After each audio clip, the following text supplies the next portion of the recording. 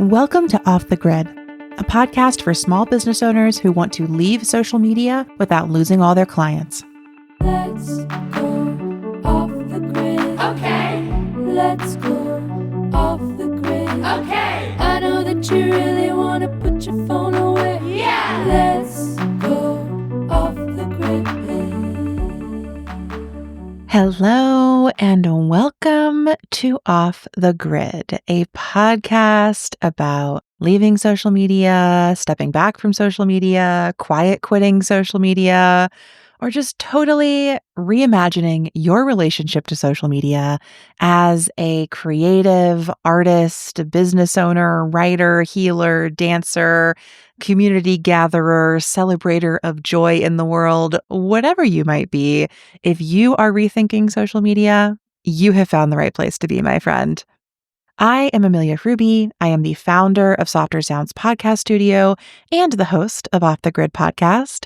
And today, I am just joined by such a special guest who I am so honored and thrilled to be talking to, and that is Edgar Fabián Frías. Edgar is a boundary-breaking, multidisciplinary artist based in Los Angeles with degrees in psychology, studio art, and an MFA in art practice from UC Berkeley. They are an artist, a psychotherapist, an educator, a curator, and a witch. Their work encompasses installation, photography, video art, sound, sculpture, printed textiles, gifts, rituals, performance, social practice, and community organizing, truly reflecting their commitment to experimentation and innovation. They've had work exhibited internationally and interplanetarily, perhaps, because some of their work is even on the moon. As you'll hear in our conversation, I got to know Edgar by supporting them in the launch of their new podcast, Your Art is a Spell, which I highly recommend going and subscribing to right now. And every interaction we've had has just left me feeling so deeply realigned and re-empowered to connect with my creative spirit and move through the world in like radically liberatory ways. This is definitely one of those conversations that I never would have gotten to have if I didn't have this podcast. And I think my life is changed so much for the better because I was able to have it and to share it with all of you.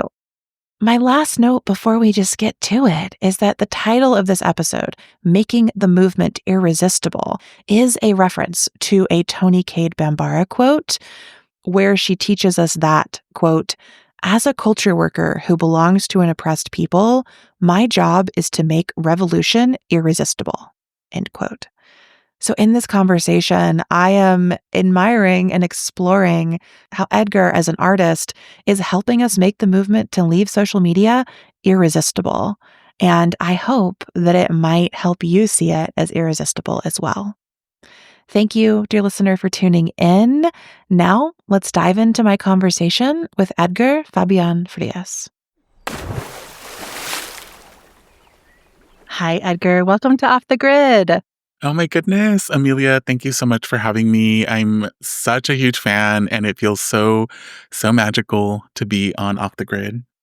Oh my gosh, it's so magical for me as well for so many reasons, one of which is that you are one of my favorite witches out there on the internet and in the world, I suppose. We first really connected when you came to me for some advising on the amazing podcast that you launched this spring. And as our conversations around that show unraveled, and we'll talk about it later, I'm sure, or actually, we should name drop it right now. Tell us, what's the name of your show and where can people find it? Yeah, it is Your Art is a Spell, and it is on YouTube as well as anywhere you listen to podcasts. Okay, perfect. Well, listeners, as you're listening to this, pull out your phone, pull out your podcast listening app, go subscribe to Your Art is a Spell. As I tell you that working with Edgar on the podcast creation process just really reminded me of how much magic we can imbue in every aspect of our career. And honestly, I haven't said this to you before, but our conversation also helped pull me out of this rut I was in where I had gotten so many inquiries and done so much work with people where the podcast was the marketing tool. It's like podcast is marketing, podcast is marketing, podcast is marketing, which is all true. And I'm happy to do that work. But talking to you reminded me like, oh yeah, podcast is also art. Podcast is a creative practice. Podcast is a magical practice. That's like what I always want to root my work in. And I can get kind of pulled into the like podcast is content marketing path if I don't tend to the more creative, magical, sacred, spiritual sides of the work. So that felt like a gift. Like doing an advising session with you felt like a gift to me. And the beautiful like product of all of that is that you launched Your Art is a Spell and now it's a gorgeous podcast people can listen to. So I guess thank you. Thank you for sharing that. And yeah, it was such a gift to work with you, and you helped me so much. And I'm so honored to hear that that is something that came out of that experience, because it was in many ways reciprocal, because I learned so much from you and also was so inspired to really lean into my creative practice when it comes to my podcast and to see it as an extension of the web that I've built around myself. In this conversation today, we're going to talk about that web, and we're going to begin by hearing more and learning more about how you've built your creative career, and then talking about your decision to step back or quiet quit Instagram this year and how you made that decision and what it's led to. So I'd love to start by talking about your work because you have many different aspects of your work. I want to say you have like multiple careers. You're a multi-hyphenate. You do so much.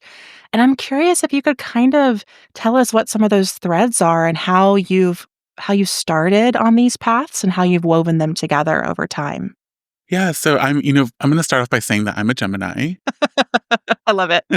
I love exploring a lot of different realms. I'm someone who feels really energized by having different like things that I'm like connecting with throughout the day and being able to like show up in a lot of different capacities. I am a therapist. I have a private practice.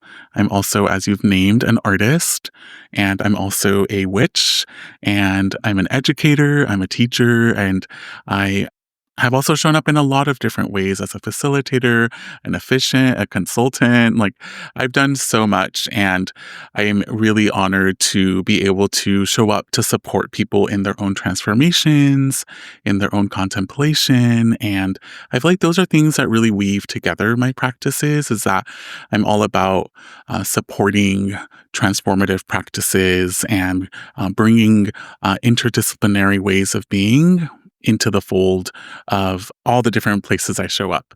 And so I feel like I share this story often, but when I was young, I was 14, I had my first experience of going to an art museum. I didn't really go to art museums growing up with my family, but when I was 14, I went to the LA County Museum of Art. And I had an experience there where I saw an artwork. It totally threw me into an altered state of consciousness. I was really confused, had no idea what was happening, and I ended up begging my mom to take me to the library. And that was, I feel like, what took me down the rabbit hole of art. And then that quickly led to psychology and then mysticism, veganism, like so many different things emerged from that portal.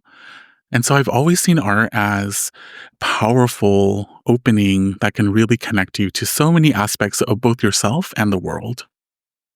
That's so profound. And also, I just have to share here that I have also had really profound experiences in art museums. And when I wrote my dissertation, the entire introduction of my dissertation is about an experience I had with a Carrie James Marshall painting and how it led me down the entire path of this like 200-page dissertation that I wrote, which was in like continental philosophy. It was so analytical, so esoteric, but it all started with the painting of this woman in a mirror and this exhibition at the Museum of Contemporary Art in Chicago. And I'm really feeling that kind of connection to what you're describing. I mean, that showed up much later for me. I must have been maybe 25 or 26 when I saw that painting. I had loved art museums before that, but that was this opening for me of like looking at a work of art can radically change how I see the world. And, through the work of my dissertation, I rethought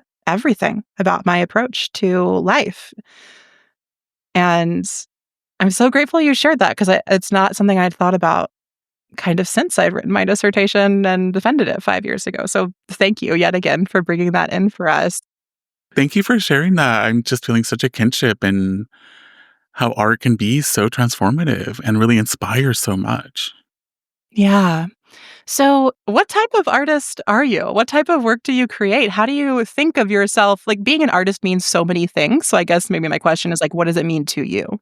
Yeah, as you would imagine, I'm pretty multidisciplinary, but I would say that my main practices are installation, performance, video, and digital work.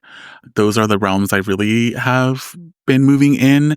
And more recently, I've been moving into more sculptural work and public artwork as well. That's something that I've been really excited about in my practice recently is being able to create more work that exists outside of museums and gallery spaces.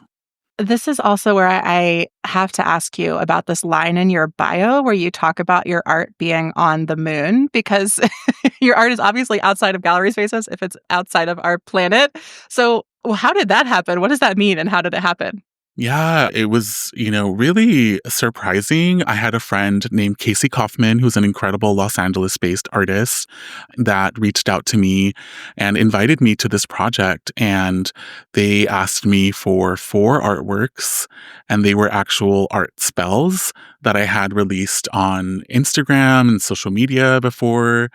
And I found out in 2024 at the beginning that they didn't tell me, but the Odysseus lander went to the moon and deposited these discs that were made out of nickel and they were etched with a laser, like nano laser. And so the only technology needed to see all of the artwork, there were 135 artists that were selected. And the only technology you need to see all of the artwork is like a magnifying glass or some sort of like magnifying technology. So their hope is that in 100 or 1,000 or 1,000,000 years, there will be some sort of civilization that will be able to see all of this artwork that was made around the world. And there's also like a copy of Wikipedia that was included. There's different elements that really speak to the cultural history of the planet. Wow. What does it feel like to have your work included as the cultural history of the planet? It's really made me think a lot about mortality, honestly, and it's made me think a lot about the legacy that I'm hoping to leave behind, both here on the planet and beyond it now. And yeah, I actually was inspired last year to create a UFO that was placed in downtown Los Angeles, and I named the UFO vessel. And it was this idea that we as humans will sometimes like imbue energy into vessels that could be artworks, they could be written documents, right? And that we like send them down the river of time in hopes that they will reach someone. And I started to see UAPs or UFOs as like a vessel that really speaks to like our hope of survival, but also like our fears. And so I wanted just to bring together like this contemplation I've been having around my own mortality and also connect it to an origin story of the Birarica. So I'm indigenous, my family's from Mexico, and I thought it was really important to bring an origin story because I see origin stories as so profoundly impactful with our ability to understand what's happening in the present. And so I wanted just to bring that origin story and to represent it on this UFO to really like merge and kind of work across time. Yeah. Oh, I love that so much. I'm currently, as we're recording this, I'm like revising the book that I'm writing. And there's a whole section on like quantum time and our understanding of like the past and future as co-present and how we can both, as you're saying, like hold the reality of our mortality loosely, but take it seriously.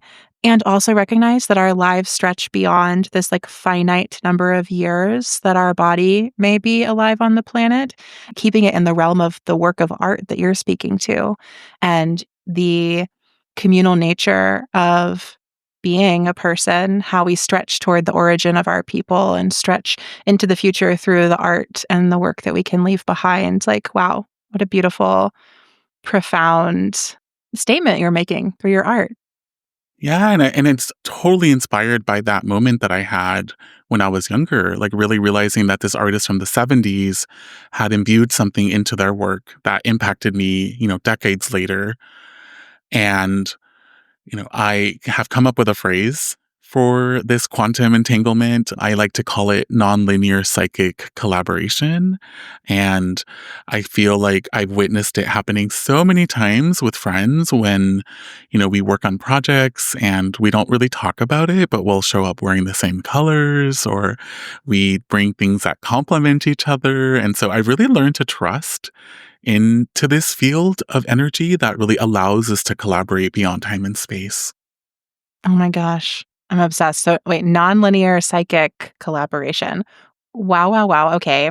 I feel like trusting the nonlinear psychic collaboration in art must also come from your work in psychology and as a witch, because that feels like, the psychic aspect of that can speak to some degree to psychology, as can the witchy aspect of this, the nonlinearness. So I'm curious, how did you become a therapist? Why did you become a therapist? And what does your practice look like right now? Yeah, so there's multiple reasons. I would say that, I was someone that was really interested in the field of psychology since I started to understand it as a young person. And at the same time, my parents, I grew up Jehovah's Witness.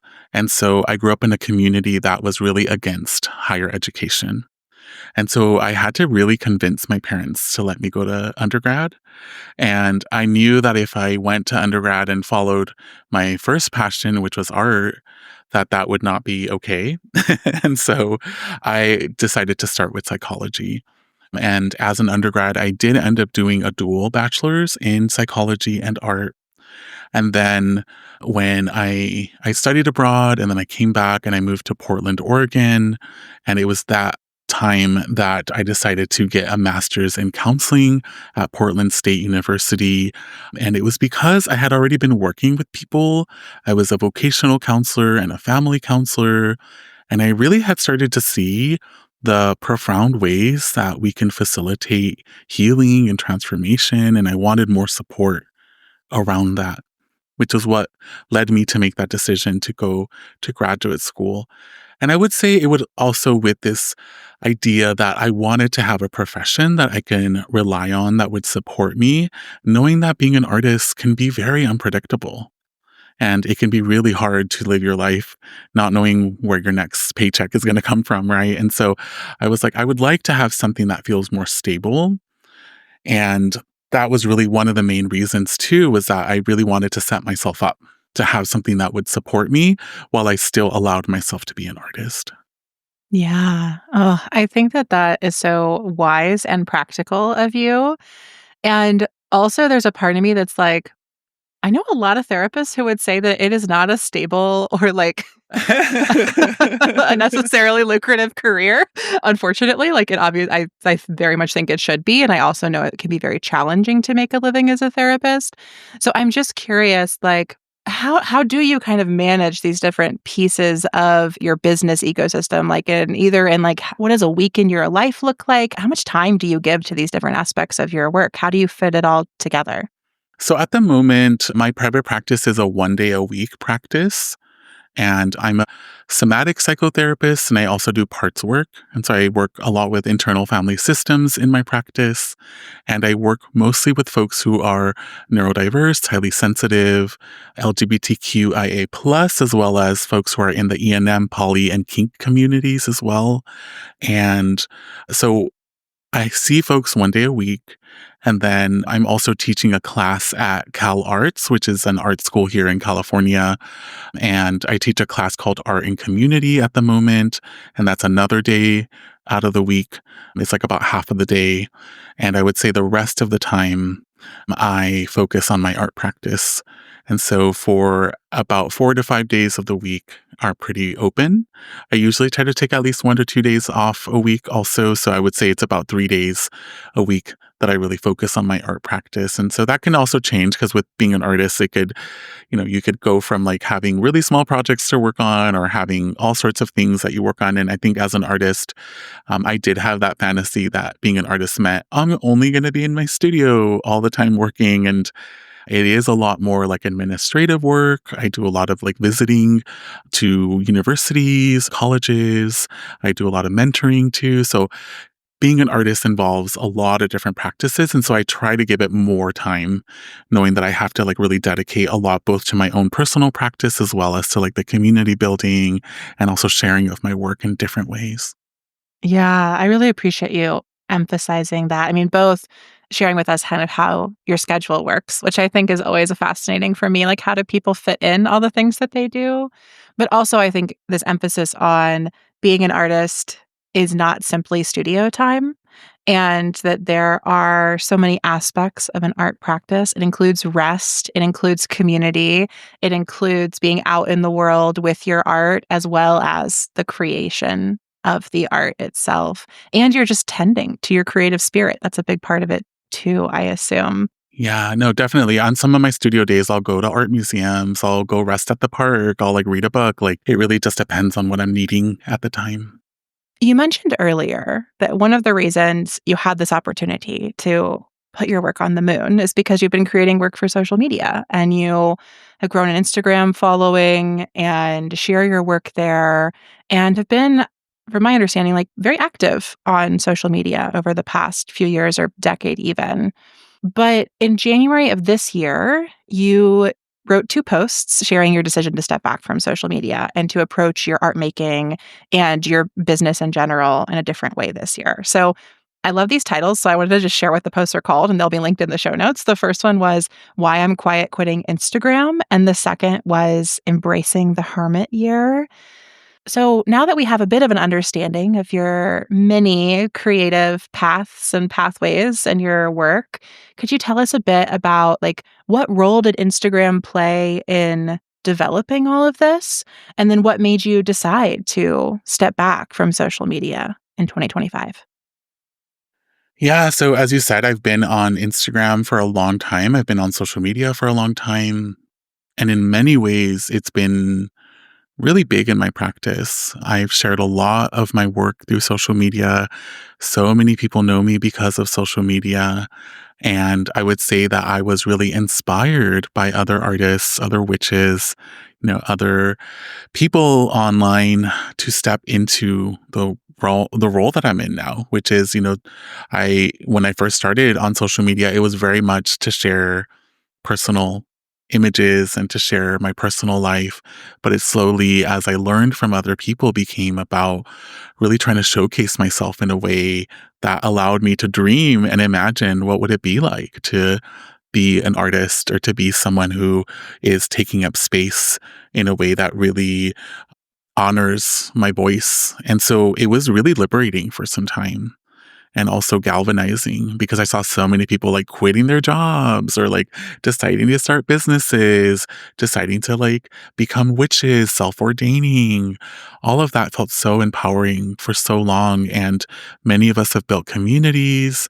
We've been part of different movements. And I think all of that was really pivotal in helping me establish the businesses I have now and also the life I have now, where I'm really fully in control of my schedule.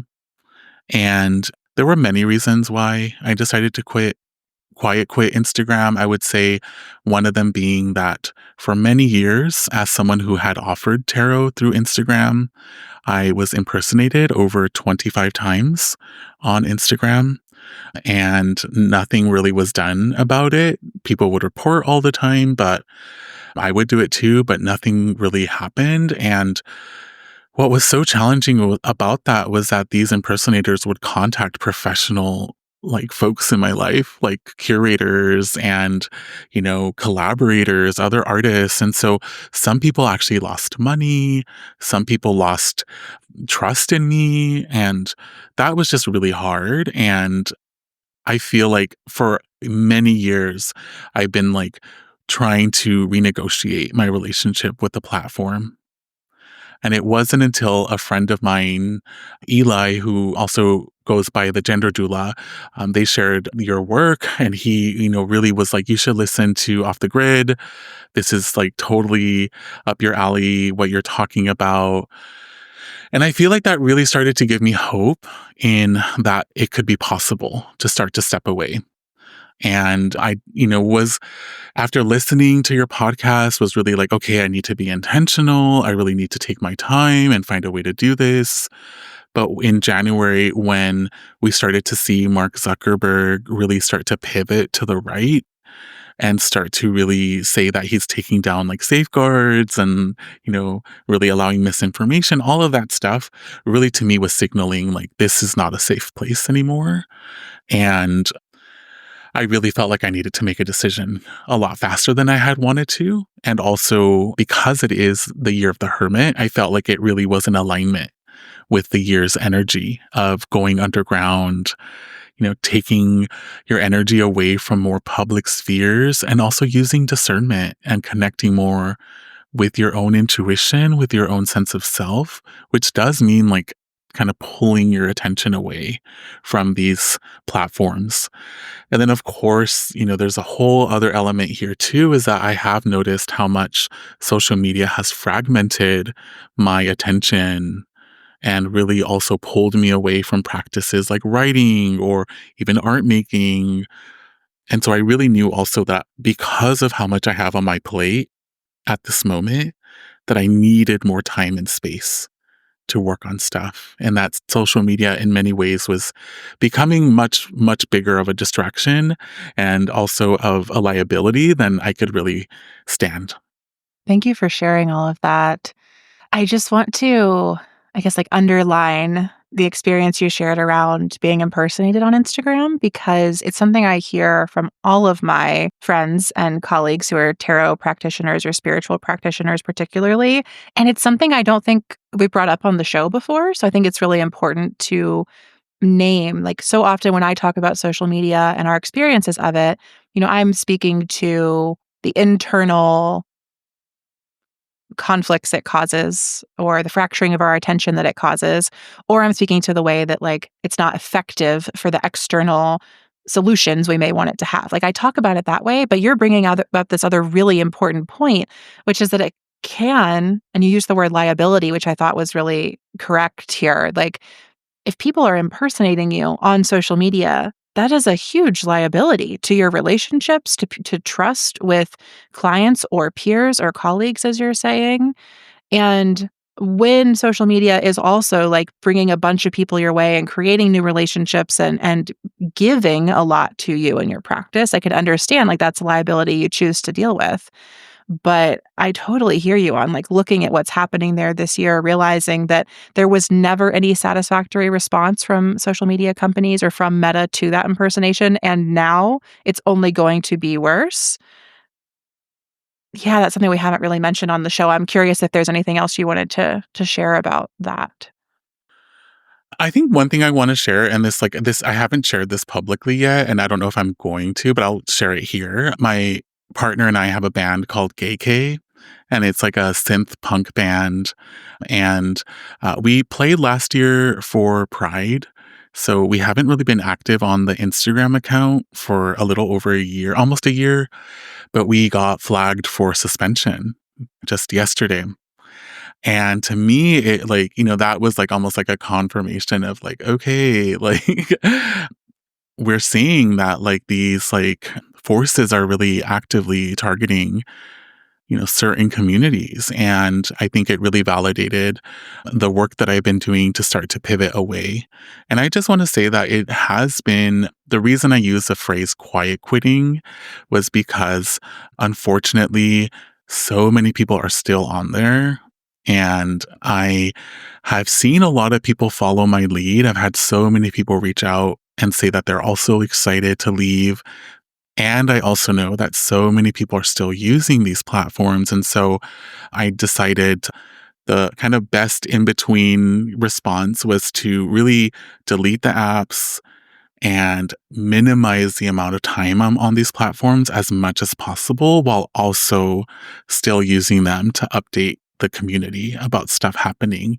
And so I'm prioritizing more, obviously, my newsletter and my blog, my podcast, other avenues, and I'm still like throwing stuff on there because I know and I've witnessed that like there are still opportunities that emerge from that space. And so I kind of wanted to have like an in between where I could still use that avenue while at the same time protecting myself and encouraging people little by little to come off the platform. Yeah, I really appreciate both pieces of what you just shared. Like, first of all, I hate that your banned account was flagged. And I think that you are unfortunately correct that we're just going to see more and more of this. Like, actually, these platforms that have allowed so many communities to gather and witness each other, and especially like marginalized communities of all kinds to find places where you can find belonging and you can see yourself online, like, that's the lifeblood of these platforms. And also now I think is going to be targeted by the people who own them. And I hate hearing that you're having that experience. And I think that unfortunately we're going to see more and more of it. And it's always been happening, right? Like, to some, I mean, if you talk to any sex worker, you'll hear what we can learn from them, the ways that they have been flagged and deleted and banned from these platforms, and the alternative ways that they've created spaces for themselves and their communities. They're definitely people I'm learning from all the time. But I just think it's more and more precarious to have a career or a community that relies on Meta or TikTok or X exclusively as like your gathering point or your entry point into those spaces. Like, we have to, I want to say like diversify. That feels like a weird word to use there, but like we have to multiply our access points to each other, which to me feels like it goes with what you're saying around like it's not that you've just like totally cut off Instagram, or that you didn't pull a me, you didn't like fully exit the platform. But I think that like multiplicity of approaches is really important. And I know you've also, like, since you have quiet quit Instagram, been building in other aspects through your podcast, through your blog. So I'm curious, like, what does your marketing ecosystem look like right now as like a creative ecosystem? I don't think it's just marketing, but like, what are the ways that you share your work and gather your community now that you're divesting from Instagram itself? Yeah, I've really been trying to prioritize like sharing things on my newsletter first, putting things on my website. I do feel like having so much more time and attention has really helped me to also be able to launch a podcast. It is so much work to make a podcast. And so it has given me that space and to also really focus on my YouTube channel, which has been something that I've been slowly growing, but again, have not had much time. And because of that, I've actually really realized that I'm starting to connect with a lot of folks who maybe haven't seen my work because of the Instagram algorithm. They're starting to see my work in other spaces. And I have also been going out to events more and talking to people. As you saw, I've had my work on like billboards, and I've been having my work shared on, other podcasts or through other people's newsletters. And so it's really helped me deepen more into relationships, and I'm like connecting a lot more with folks through my email.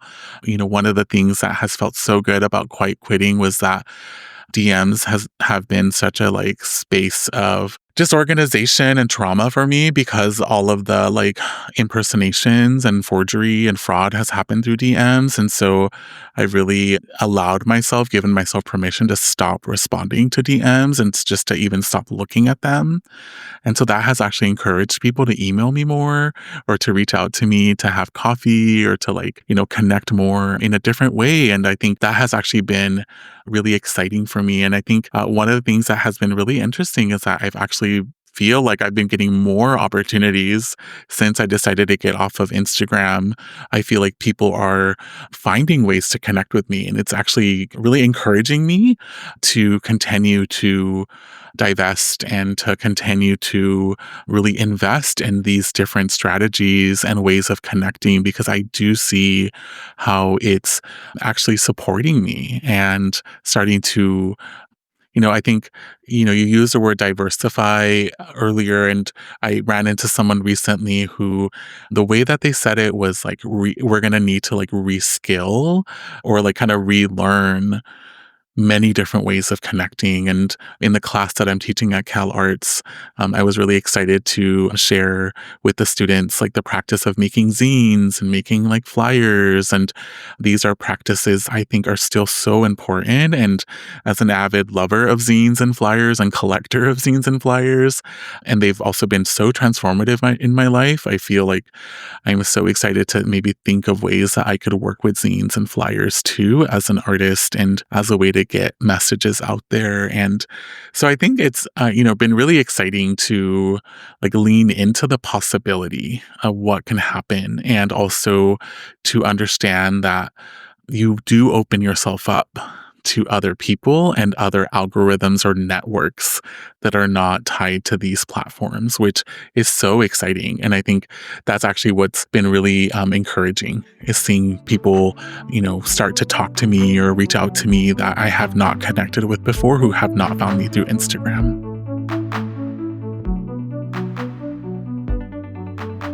Hello, my lovely listener. Amelia here, interrupting this amazing conversation because if you're enjoying this episode, the one you're listening to right now, I think you would really love the Off the Grid Clubhouse. The Clubhouse is a paid podcast, newsletter, and asynchronous community space for friends and fans of Off the Grid hosted on Substack. It's where I share my monthly biz forecasts, bonus episodes about my hot takes, personal feelings, deepest, darkest, brightest, lightest ideas about online business, and more. I also send out a monthly link roundup called The Click Through, where I gather everything that I have been reading, watching, and intrigued by with regards to internet culture, social media happenings, and online business at large. And all of the posts in the Clubhouse have community comment threads where you can ask me questions, share your experiences, and chat with other Off the Grid listeners. It only costs $5 per month or $50 per year to join the fun, and I truly hope that you will head to the show notes and check it out. I look forward to seeing you on Substack, but for now, let's dive back into this conversation. Like, you obviously have been embedded in your community for so long and had a really clear sense of community support in your business on and off of social media. And you've already mentioned, like, you're hearing from new people who didn't find you on Instagram and you're going out to events more. But I'm curious if there are any other ways you feel like your sense of community shifting now that you've stepped back from social. I do feel like there is like almost like a general sense with people, even if they're still on the platform, that they don't want to be there anymore or that they want something different. And so I have had so many people approach me in person when I've gone out to events to talk to me about how me getting off of social media has really made them either start to think about it. I have had people kind of freak out too and be like, that's not possible, or like, I can't do that. Like, you can do that because of, X or Y, reason. And that has also been really interesting. And I definitely have, really tried to empathize, knowing that I also have parts of myself that are like freaking out and wondering if this is like the worst decision I've ever made. Right. And at the same time, I do really feel like there is a growing consensus and a growing energy around how unsafe and unhealthy these platforms are, and that they're not really in alignment with how our brains work, with how our bodies want to feel. And that to me was like, I think also what led me in January to really just do it is like, I noticed every time I was on the platform, I just didn't feel good. And I'm a manifest generator. And so I feel like I have to really be in a place of alignment and really feel like I want something to actually push energy in that direction. And it just wasn't there anymore. And so yeah, I feel because I'm someone who has been on social media for so long, I do feel like I've built a lot of these connections, both online and offline. I am someone who tries so hard to meet people in person or to be a part of events so that I can connect with people. And I think there's been more of an emphasis on having conversations that are either off the internet or just in person or in other more private spaces. And that's actually really felt so good. And it actually makes me feel a lot more safe in the world too, knowing that I'm not being as public as I had been before. Yeah, I'm really sitting with you and feeling that last point on the sort of like hyper public nature of our lives on social media. In the past, I think felt like cool and radical and good. It's like, oh my gosh, I can be seen in every moment of my life. And now it feels dangerous and surveilled and unsafe for so many of us, if not all of us. Like in 2012, all I wanted was to share every second of my life on Instagram. And now I am like terrified for Mark Zuckerberg to have access to any second of my life. And I hadn't really sat with what a big shift that specific piece of it is and the safety around that feeling is. Even in my, 100 episodes so far, that's not something I think I've really been with or felt into. I was also really struck by two other things you shared while you were speaking there. One, the point about reskilling and how going to events, meeting people in person. I hear so many people who are like, I don't know how to do this. How do I network? I'm an introvert. I hate all of this, et cetera, et cetera. I'm like, it's okay. You don't have to be good at it. It's a skill we develop. Like relationship building is a skill. And some of us come to it with more ease than others, but we all have to work on it. Like we all get to work on it, I should say. And so I was really feeling that how you were talking about it, like all of the time, energy, and attention and skills we built getting good at pleasing the algorithm, we can actually like take that time back and put it into relationship building and how to be with other people. And I think that approaching it that way as reskilling is a really nice frame for that and a really important one for us to take on because it's not, as I often say, like it's not like you just leave social media and you like get to do nothing else. It's like you leave social media and you're invited to develop all of these other skills, practices, channels, creative endeavors, etc. Yeah, and I've really noticed that like I've been so much more inclined to like seek out people's websites, look for their updates, read their blogs, sign up for people's newsletters because I'm very social. I love knowing what's going on. And so it's been really wonderful to still feel like I have like I'm tapped in to like what's happening and like what people are doing without needing to rely on those platforms. And so I've actually gone to a couple of events where people have been like, how did you know about this? Like, and I'm like, well, I found it on the website or like, because I think a lot of people still are feeling like Instagram is the only place to get that kind of information. But there are so many places where folks are sharing. And I think it's also really invited me to remember like I exist in so many places and I get to share my message in a lot of other places that is not just on Instagram. And again, like I am almost like I have like demoted Instagram to the last place of where I do share stuff when I do decide to share. And it's very strategic when I decide to share on Instagram. And it's very much about wanting to let people know, like in many ways, like I'm still working, I'm still up for hire, I'm still like creating. And I also let people know, okay, I'm logging off. I'm taking this app off my phone. Like I really like kind of letting people know that too, so that for them to not expect for me to be there as often as I was before. Yeah. And I think that piece is like something that I've just been so excited to see in 2025. Like when I left social media in 2021, people thought I had like lost it. They were like, this is not going to work for you. You're going to be back. Like everyone told me I was going to be back on, and that's fine. I've been vindicated over time.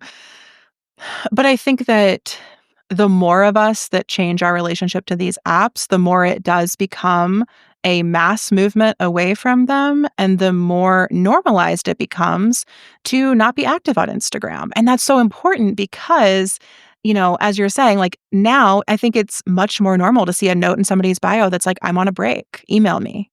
Whereas in the past, nobody would even have read that. If you didn't respond to a DM, they would just be like, well, I guess guess Edgar quit being an artist. Like, or they would be like, guess Edgar's just ignoring me. I don't know. Like, people would tell all these different stories, but now it's becoming so much more normalized to be like, oh yeah, they're not on social media. They're not on Instagram right now. I need to email them or I need to do something else. Like, I think that has just become more common, which helps us normalize it, which helps more of us feel like we can step away. There are these other options. And I think that that's really important. And there's like two sides of this I want to hold here. The other thing you had mentioned earlier that I hear a lot from folks who have built careers on social media.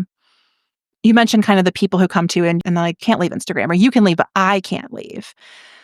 And something that's come up in a few of the conversations I've had here, the one that's sticking out to me right now is my conversation with Cody Cook Parrott, is the sort of like response that they might get to being like, I'm leaving Instagram. And somebody's like, well, you can only leave Instagram because you built a career on Instagram first. Like, there's a lot of privilege in your ability to leave. And I think that that's a complicated claim and position. And I'm not here to say it's like 100% wrong. But there is also an episode in the feed that I really want to encourage people to go back to and listen to with my friend and colleague, Shivani Bhatia, where we break this down. Like, is leaving social media a privilege? And she very helpfully points us to this idea of like redefining power, re-understanding privilege. What do we actually think like the social currency of social media is a proxy for? And is that actually a privilege? Like, I think that there's a lot to unpack there. And I just kind of want to hold both of these things I'm trying to articulate together, which is that, like, yes, it may be easier to relocate from social media if you already have an audience of some size that you can relocate elsewhere. And also, perhaps the larger audience you have, like, the more like accountability or responsibility you can take on to pay the path that shows that leaving even a large audience is possible, that like doing work in other ways is possible. And how can we, like, no matter what size audience you have, or if you've been on Instagram for a long time or not, like, we can all do that possibility modeling. And I just find the sort of conversation around like, oh, well, you can only leave because you're privileged. Like, it just takes all that out of the equation to me. And I'm like, wait, but like, we can all model these possibilities. And that feels so, I mean, obviously central to the work that I do, but just politically important now in the world that we live in. Yeah, it's so important to hold the nuance and the paradox, and also I think for me it's been important to be really transparent that like I'm in many ways like, still trying to navigate what it's like to not be on social media, and that I'm investing in other avenues, and I think I want people to know that it is possible. And I think is why I'm like wanting to model it. And I've also been inspired by folks that you've had on the podcast who have had, big followings, who've also left and have found other ways and have gone back or have left again, and I think it is really important to name that we're all trying to navigate these changing terrains, and we're all making decisions based on what feels best for us in the moment. And I feel like just being transparent about that this isn't like, hard and fast rule. This isn't like something that's fully decided. Like, we're still in the middle of something that's really messy and really uncertain. And I think that's something I really love about the way that you approach this, is that you really hold space for people, and that this is really complicated. And especially because with you bringing in the relational piece, I think about like, how long have we been, many of us, in relationship with these platforms, and also have really built this sense of relationality with these platforms. And so it is going to take some time and some mourning and some loss to like, and some renavigating and reorganizing to like really feel like we can step fully away or really transform our relationships. Absolutely. I mean, I think grief work is such an important part of this journey of stepping back or away from social media. And it's partially why this season, especially, I've been talking to more people who are still on social media. We've been grappling more directly with like, what are all of the things that we gained from these platforms? What is the joy that we found there? And how can we be honest about how the spaces have changed so that we can grieve what we've lost and move forward from that point, not from just a sort of like quick disavowal of it all or trying to forget or rewrite the history of it, but from a real place of, I guess, like grief and grappling. I'm always trying to do everything with like my eyes wide open to it or with the like clarity of my heart, and leaving social media as a part of that for me. And something else I like to emphasize is like, I will be the first person to come in hard with a critique of social media on like a platform systemic level. Like, let me go at it. I'm here to critique Meta or X or their founders or their boards all day long. But I'm never trying to critique the individual user for the choices that you're making, because those choices are so predetermined by the platforms themselves. Because I'm not here to blame anyone who is addicted to the dopamine loops of these apps, not by their own choice, but by the app's design. Like, it's not helpful. It's not kind to be really hard on us as individuals when it was all set up this way by the people who own these platforms. So yeah, I'm like, systemic structural critique, yes. But in terms of how each of us actually navigate and negotiate this, like, I think the important thing is to empower more of us to ask questions about it and to be honest with ourselves about how we're feeling and the impacts we're seeing from our social media use. So I think the other piece of this, I just want to like pull in or add to this like beautiful weaving of a conversation, tapestry of a conversation we're having, does go back to that like movement building, the possibility modeling, but also something I really appreciated about how you have stepped back from social media is that you've brought your magic and your artistic nature to it in a way that I feel like I am such a like practical business oriented person. So when I talk about stepping back from social media or creating a movement of people stepping back, I'm always like, here's the problem and here are the solutions. Problem, solution. Like, I'm very practical about it. And I feel like you have had this way of being very like magical and aesthetic and artistically oriented around it. And I think that's so important because it actually can make us like desire the movement, desire the stepping back, not just like decide to do it from a strategic standpoint, which is, I think, more of what I'm good at, but like actually want it. And in some of your writing around this decision, you brought in the Toni Cade Bambara quote that I'm also alluding to or in homage to in the title of this episode, where the quote is, "As a culture worker who belongs to an oppressed people, my job is to make revolution irresistible." I feel like the way that you are stepping away from social media is making it irresistible. Are you thinking that? Are you practicing that? Can you let us into how that's happening for you or what you're intending?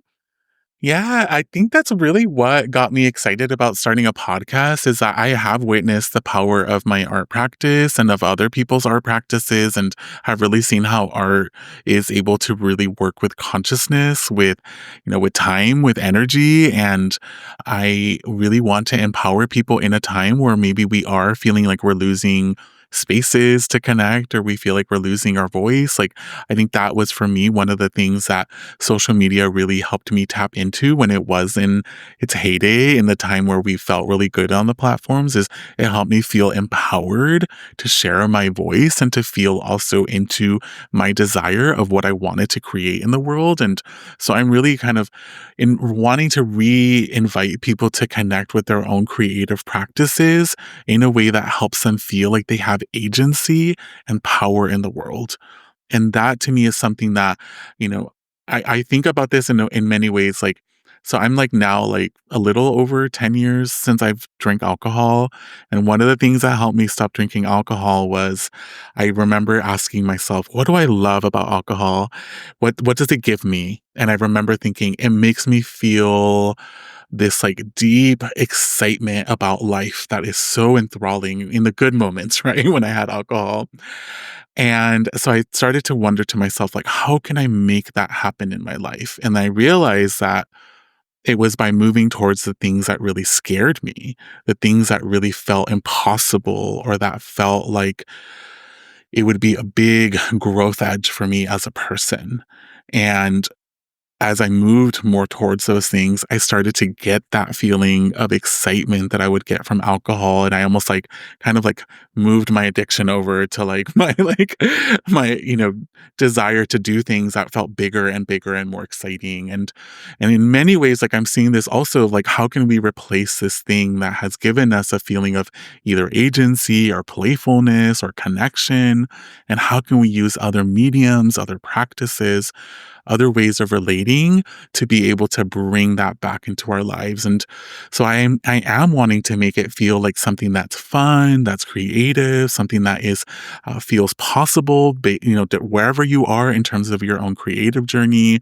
I want it to feel like something that gets you thinking about like how can I bring more of this excitement, this pleasure, this joy, and also this like vision. Because I know that so many of us have visions of how we want to show up in the world. And I think one thing that I want to mention that I'm feeling called to bring in is that I've really been able to connect more with my psychic life since I've been off social media and been really connecting with how much we as beings on this planet, not just humans, but all sorts of beings, that we are constantly communicating and exchanging. And it's reconnecting me with this beautiful gift that I've had my whole life of being able to talk to plants and to animals and to crystals and to the clouds and to other people too, and to reach out to people in other means. And I do feel like the more I'm able to really bring my attention back to myself, to my breath, to my body, the more I'm able to like really feel into these conversations that are happening all the time. And I think with social media, it can kind of start to replace that feeling that we are able to connect with. And of course, that does mean sometimes like you get a message and you call a friend or you send an email. And I do feel like there is another way that we're wanting to connect and to create together. And that's also a part of what made me want to start my podcast too, is that I love how you share about podcasts as being something that does exist beyond time and space that people can tune into and then, be able to reach out to you. And I have started to witness that.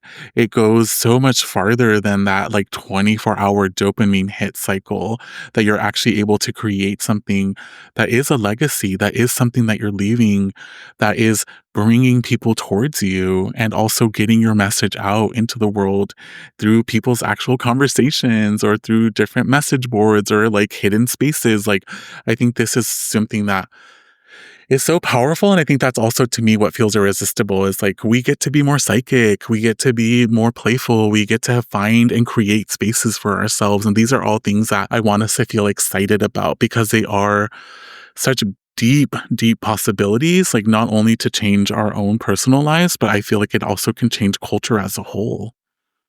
I'm just feeling all of that so deeply and so clearly right now. And really feeling the sense of your podcast is a spell, your art is a spell, your podcast is art, your podcast is your art is a spell in all of these ways. And also just like what's coming through for me, and I've never said anything quite like this on the podcast before, but you could certainly take it away from other things I've said. Like, I do think the era of social media is dying in its own way. It's still very powerful. Still not saying it's over, but it's waning. And I think that as the artists, creative people, culture workers, business owners, we are listening to this. Like, we have such a beautiful opportunity to reclaim agency and power in what comes next and to create new things and to connect with each other in old and new ways. And when I can stay centered in that, I feel so good about what's coming and where I'm headed.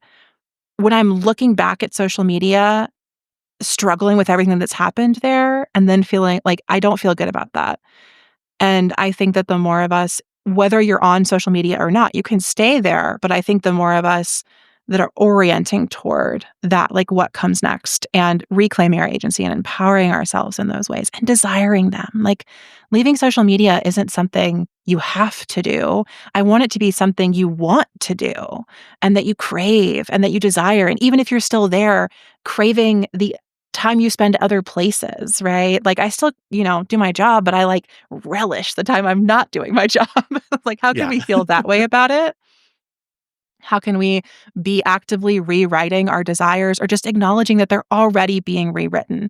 Those bad feelings coming up on social media, like that is the rewriting. Your desires are shifting, our desires are shifting, and allowing ourselves to follow that rather than feeling like we have to grip even harder to like make social media work, I think is like the path of the psychic, of the intuitive, of the artist. And yeah, I'm just so grateful for all the ways that you have taken us down that path or those many, many multiple, multifaceted paths today. So thank you so much, Edgar. This has been such a joy. Yeah, thank you, Amelia. And I just want to say that I'm like so grateful for your role in this movement too, and for also like helping open up such deep possibility. And I've just been so excited to see the innovation, the creativity, and also the relationship building that is emerging around you and around the movement that you're a part of and you're inviting us into. And I definitely feel that joy and that feeling of possibility. And it's really what's made me feel comfortable even taking this leap as someone who maybe a year ago would have been like, oh my gosh, that would be, the end of my career, and like to be like, no, this is still possible and this could actually help me and let's reorient. And I love that way of thinking of it. It's like we're all starting to reorient and move in a different direction. And of course, it's going to take, a lot of different shapes and forms, but I am just so excited to see like how we start to innovate because we're all so creative and there's so many geniuses in our networks that I'm thrilled to see what happens when we start to kind of put our energy in this direction. Yeah, me too. Me too. Well, speaking of all the geniuses in our networks, something new that I'm trying on the podcast is when people hop on the call, I ambush them with this question of, do you want to recommend some of your friends? No, it's not quite that harsh, but it is brand new. This is something we're just beginning. And when Edgar joined me today, I was like, I'm wondering at the end of our episode if you'd like to shout out some of your artist friends. I think maybe particularly in your LA community that has been so affected this year by the fires and everything else that everyone's going through, but especially by these like natural disasters and devastation. So I asked you if you could think of a few friends or colleagues that you might want to shout out at the end of the episode. And I'd love to hear, this preliminary list of who came up for you. Yeah. So the first person I want to mention is Asher Hartman. He is an incredible artist and intuitive. He both creates like performances and also gives the most profound readings. So highly want to recommend you get a reading with Asher Hartman. I also want to mention my friend Eli, the gender doula. He's the person that told me about Off the Grid. He does incredible work like breath work, as well as runs groups and supports people individually with their gender transitions. I want to mention my friend Kira Sonorica, who is a Los Angeles-based artist who I had on my podcast. I also have a couple more folks who've been on my podcast as well. Reina Prado is a witch and an energy worker, also a cook. She has two practices known as Good Mexican Girl and The Healing Queen. So you could find her through those two different websites. And the last person I want to mention is Jeff Hinshaw, who has a practice called Cosmic Cousins. He's an astrologer, tarot reader. He's multi-talented. And he's also someone I had on my podcast to talk about the Hermit year and what that means for us this year. Thank you so much for those recommendations. It sounds like we can all go listen to your podcast, get to know these amazing people, and also their websites will all be linked in the show notes so that folks can find them. And I'm really hoping we can continue to expand this network because I've realized I can only share one episode a week. That's all I have the bandwidth for, but I want to talk to and about so many more amazing people. And I think it does really like embolden and bolster us in realizing that like, even though running a business or being an artist can feel like a very solitary, lonely, even path, there are so many of us doing this work and we can connect with each other. And we have to remember that in the face of how many people are out there being horrible and awful right now.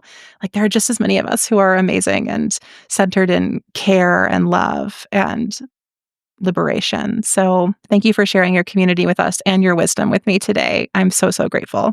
Thank you, Amelia. So grateful too, and so excited to connect with the Off the Grid community. Like sending love so much to everyone who is a part of this beautiful community. Thank you, listeners. I also send you love for tuning in today. And until next time, we will see you off the grid. Thanks for listening to Off the Grid.